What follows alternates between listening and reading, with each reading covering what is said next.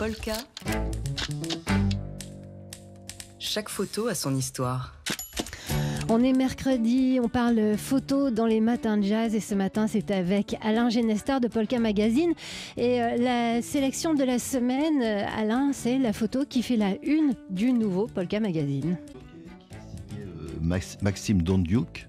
Vous connaissez Maxime Dondiuk parce que Dimitri Beck vous l'a présenté, c'est au début de l'année, puisque c'était le photographe de l'année choisi par Polka, pour sa couverture des événements dans son pays, l'Ukraine, parce que c'est un Ukrainien, photographe ukrainien, mais d'abord photographe.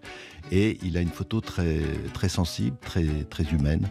Et donc, il a photographié son pays et ce qui frappe son pays, et notamment les civils. Et cette photo, c'est la photo d'un adolescent, il s'appelle Oleksiy.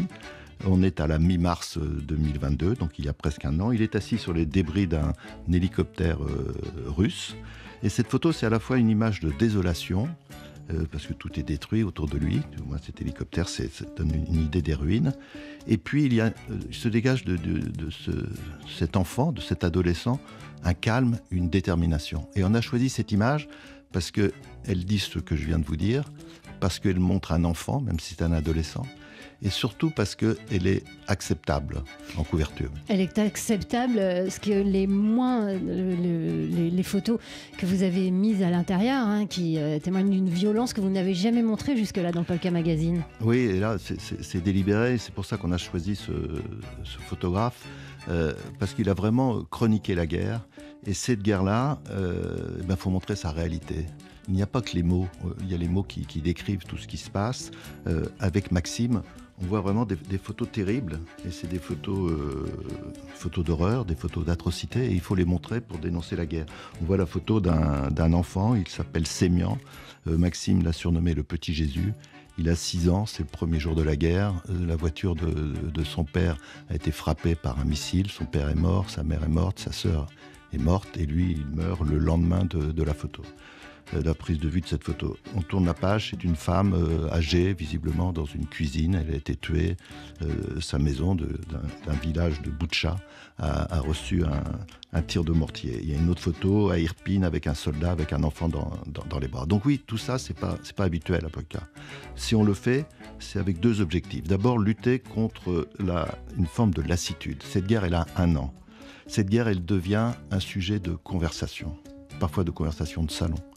Parfois un sujet de débat contradictoire, avec des arguments pour relativiser les choses. Nous, on a choisi ces photos parce que ces photos, elles sont claires, c'est net. Ces photos dénoncent. Et dénoncent une guerre où il n'y a pas que des batailles. Dans une guerre, il y a des batailles, des soldats contre des soldats, des casques contre des casques, des uniformes contre des uniformes, des drapeaux contre des drapeaux. Les deux sont armés. Bien sûr qu'il y a des bavures terribles, mais c'est une guerre avec ses bilans de militaires. Mais cette guerre-là, elle est particulière, parce qu'elle vise délibérément des civils. Les civils meurent souvent dans les guerres, on appelle ça des bavures. Mais là, les civils, ils ont été pris pour cible.